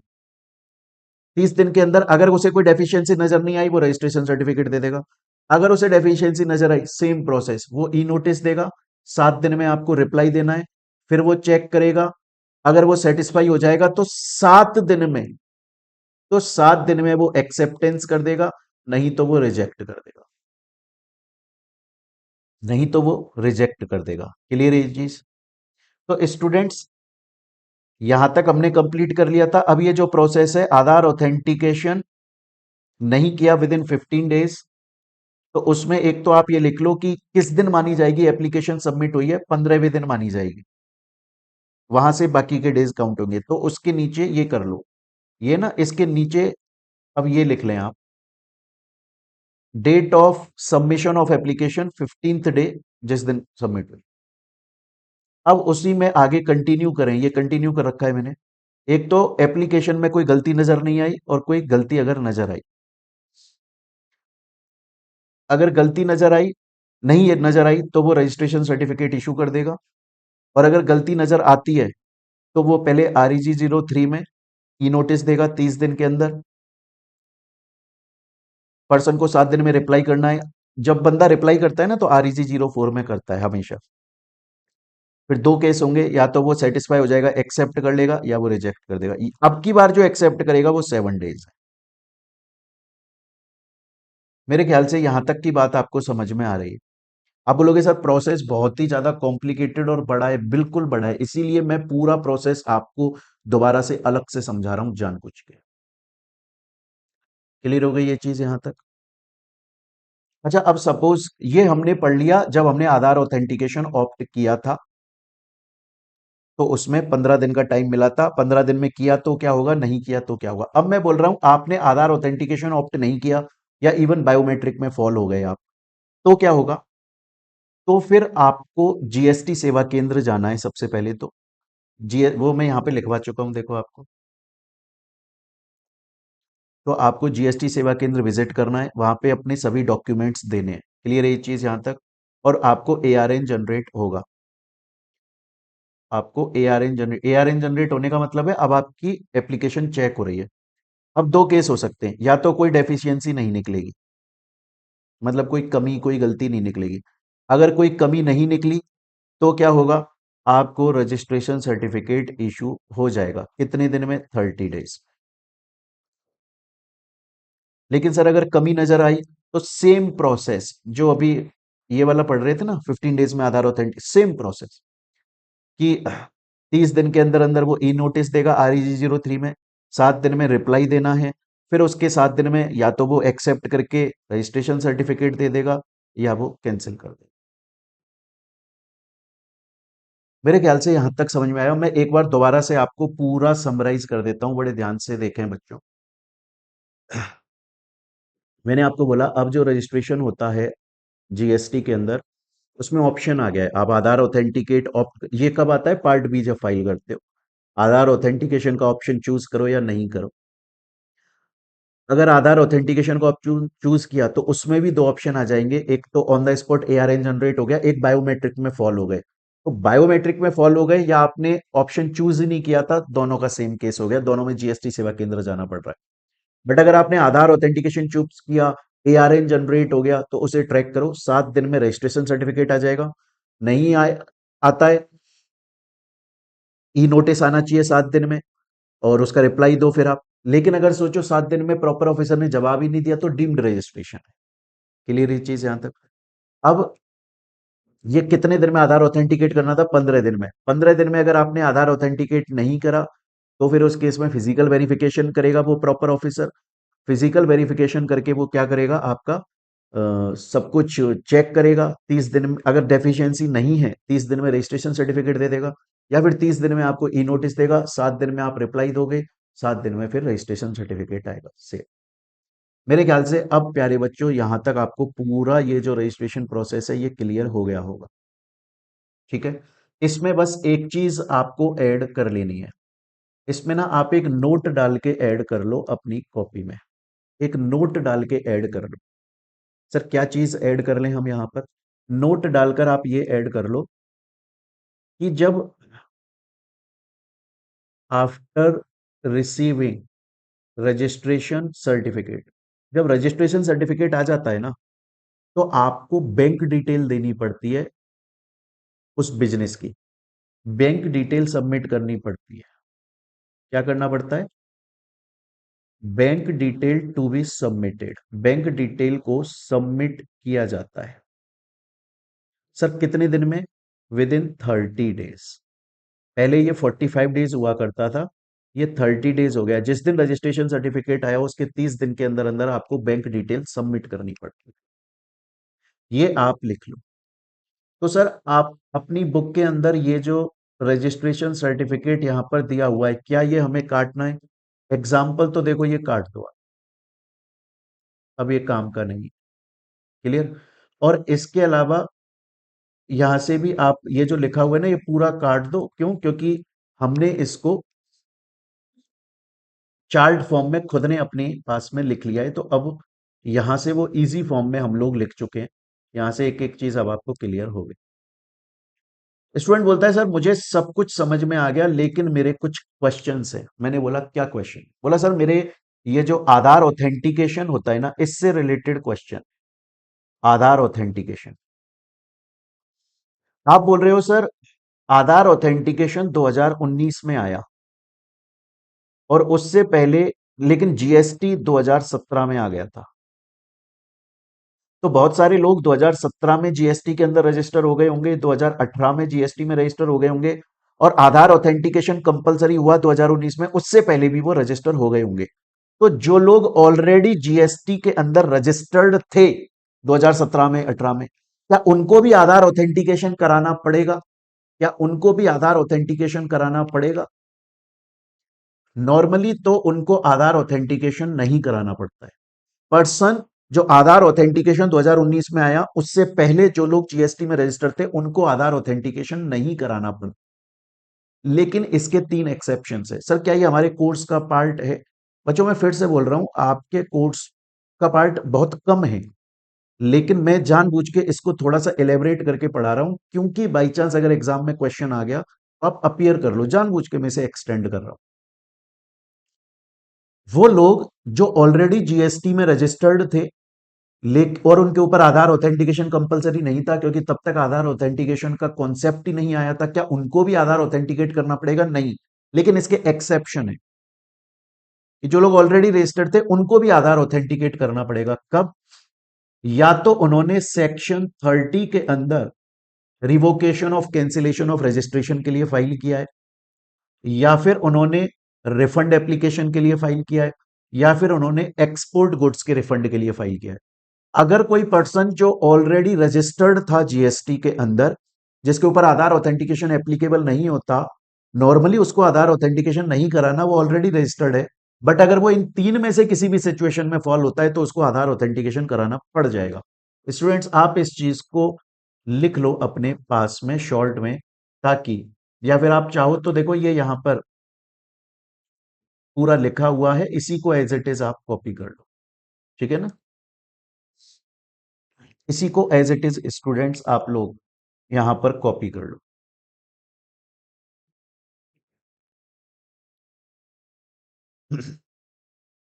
अब इसके बाद में नेक्स्ट आता है कि सर चलो ये तो आपने बात करी उन लोगों की जो कि ऑलरेडी रजिस्टर्ड थे और उनको आधार ऑथेंटिकेशन नहीं लेना, पर 3 एक्सेप्शन आपने बताए। सर कोई अगर नया पर्सन है जो अब जीएसटी रजिस्ट्रेशन में जा रहा है, क्या उसको आधार ऑथेंटिकेशन कराना पड़ेगा? अरे यही तो पढ़ा पूरा प्रोसेस कि आधार ऑथेंटिकेशन कंपलसरी हो गया है, नो ऑप्शन। ना चूज करोगे तो जीएसटी सेवा केंद्र जाना है। तो सर सपोज करो कि एक तो कोई इंडिविजुअल पर्सन है, वो अपने नाम पे जीएसटी का रजिस्ट्रेशन करा रहा है, या फिर सपोज करो कोई दूसरी बॉडी कॉर्पोरेट है, वो अगर जीएसटी रजिस्ट्रेशन करा रही है, तो फिर कौन कराएगा उस बॉडी कॉर्पोरेट के बिहाफ? देखो, अगर कोई इंडिविजुअल पर्सन है जो रजिस्ट्रेशन करा रहा है तो वो अपने डॉक्यूमेंट्स प्रोवाइड करेगा, अपना आधार नंबर, अपना परमानेंट अकाउंट नंबर, वो अपना इंडिविजुअल पर्सन अपनी डिटेल देगा। लेकिन कभी कभी ऐसा होता है अदर देन इंडिविजुअल रजिस्टर करा रहे हैं बॉडी कॉर्पोरेट को, तो अगर एच को करा रहे हो तो करता जाएगा मेन आदमी। अगर कंपनी है तो managing director, all time director. अगर ट्रस्ट है तो बोर्ड ऑफ ट्रस्टीज। अगर एसोसिएशन ऑफ पर्सन है तो मैनेजिंग कमेटी का मेंबर। अगर ऑथराइज रिप्रेजेंटेटिव या फिर कोई ऑथराइज रिप्रेजेंटेटिव हो, ऑथराइज सिग्नेटरी हो, या उनके अलावा अगर किसी पर्सन को सेंट्रल गवर्नमेंट ने नोटिफाई किया हुआ है गवर्नमेंट ऑर्गेनाइजेशंस डिपार्टमेंट्स के लिए, तो वो पर्सन अपने डॉक्यूमेंट्स प्रोवाइड कर देगा, वो रजिस्ट्रेशन कराएगा। क्लियर है? सर क्या हमें ये लिख लेना चाहिए? एक बार लिख लो आप लोग इसको, बहुत ही सिंपल है, और पढ़ जरूर लो। अगर बाई चांस एग्जाम में आ गया तो रिग्रेट फील नहीं होगा कि सर ने बताया था, अगर हम लिख लेते तो हो जाता, हमारा ठीक होता। क्या सर हमें ये भी लिखना है? ये भले ही मत लिखो, आपको पता ही है कि अगर आधार ऑथेंटिकेशन कराने में आप फेल हो गए तो फिर वो प्रॉपर ऑफिसर फिजिकल वेरिफिकेशन करने आएगा। क्या सर आधार ऑथेंटिकेशन हर किसी पर एप्लीकेबल होता है? आप बोल रहे हो मैंडेटरी है, क्या सबके लिए मैंडेटरी है? कुछ ऐसे लोग हैं जिनके लिए आधार ऑथेंटिकेशन कंपलसरी नहीं है, मैंडेटरी नहीं है। ये इंपॉर्टेंट हो सकता है, ये एग्जाम में पूछा जा सकता है आपसे बाई चांस। कौन सर? एक तो सिटीजन ऑफ इंडिया, इंडिया का जो सिटीजन है वो रजिस्ट्रेशन, आधार ऑथेंटिकेशन उसके ऊपर कंपलसरी नहीं है। या फिर कोई लोकल अथॉरिटी हो गई, है ना, या फिर कोई स्टैट्यूटरी बॉडी हो गई जो पार्लियामेंट की अप्रूवल लेकर बनती है, LIC, RBI, या फिर कोई पब्लिक सेक्टर अंडरटेकिंग है, PSUs है, या फिर कोई गवर्नमेंट का डिपार्टमेंट एस्टेब्लिशमेंट है, या फिर कोई सेक्शन 25 सबसेक्शन 9 पढ़ेंगे अपन लोग, UIN। ये वो लोग होते हैं जो फॉरेन एम्बेसी खोल के बैठते हैं ना, जैसे इंडिया के अंदर पाकिस्तान की भी होगी और अदर कंट्रीज की फॉरेन एम्बेसीज होंगी, वो यहाँ पर अपना काम करते हैं। उनको ऐसा नॉर्मल GST रजिस्ट्रेशन नहीं कराना पड़ता है, उनका थोड़ा सा अलग होता है, वो हम पढ़ लेते हैं पूरा। ये वो लोग हैं जिनको आधार ऑथेंटिकेशन कराना कंपलसरी नहीं है। क्लियर ये चीज यहां तक? ये आप लिख लो स्टूडेंट्स। तो मैं ये मानकर चलता हूं प्यारे बच्चों, आप लोगों ने अब यहां पर पूरा सब कुछ लिख लिया और यहां पर आपका रजिस्ट्रेशन कंप्लीट होता है। इससे रिलेटेड अब अगर आपके एग्जाम में एक सिंगल क्वेश्चन भी आया ना, आप बहुत आराम से उसको, आप बहुत आराम से उसे अटेम्प्ट कर लोगे। पहले आपने रजिस्ट्रेशन प्रोसेस की समरी यहां पर लिख ली, ये समरी चली, यहां तक समरी वाला पार्ट मैंने आपको लिखवाया। फिर उसके बाद में नॉर्मल जो एक्चुअल रजिस्ट्रेशन प्रोसेस है वो हमने देखा, जिसमें मैंने आपको डेट्स पूरे बताए। क्लियर है? ये रहा वो पूरा डेट्स हमने बताया, 15 दिन में नहीं हुआ तो ये वाला पार्ट अपन ने पूरा देख लिया। और अगर आप चूज नहीं करते हो आधार ऑथेंटिकेशन तो क्या होता है, ये भी यहां तक आप लिख चुके हो। इसके बाद में आधार, अगर ऑलरेडी कोई बंदा रजिस्टर्ड था तो उसको आधार ऑथेंटिकेशन नहीं कराना पड़ता, लेकिन 3 एक्सेप्शन पड़े। फिर हमने पढ़ा इंडिविजुअल के केस में बंदा अपने डॉक्यूमेंट्स देगा, अदर देन इंडिविजुअल कौन देगा वो हमने पढ़ लिया, HUF के केस में करता, कंपनी के केस में managing director, all time director. Then किसके लिए आधार ऑथेंटिकेशन कंपलसरी नहीं है ये भी पढ़ लिया। बच्चों यहां पर आपका ये कंप्लीट रजिस्ट्रेशन प्रोसेस आ गया टोटल अमेंडमेंट्स के साथ में। अब इसके बाहर कुछ आना पॉसिबल नहीं है। इसमें मैंने एक चीज आपको ऐड कराई थी, वो आपने लिख ली होगी कि जब आपको रजिस्ट्रेशन सर्टिफिकेट मिल जाता है उसके 30 डेज के अंदर अंदर, 30 दिन के अंदर अंदर बैंक डिटेल सबमिट करना जरूरी है। ये अमेंड है क्योंकि पहले 15 दिन हुआ करता था, तो आपके एग्जाम में ये क्वेश्चन आ जाए तो आप इसको नोट करके लिख लिए, है ना। मैंने लिखवाया था आपको कि जिस दिन रजिस्ट्रेशन सर्टिफिकेट आया उसके 30 दिन के अंदर अंदर बैंक डिटेल सबमिट करना बहुत ज्यादा जरूरी है, मैंडेटरी है। यहां तक की बात मेरे ख्याल से आपको समझ में आ चुकी है स्टूडेंट्स। क्लियर? चलिए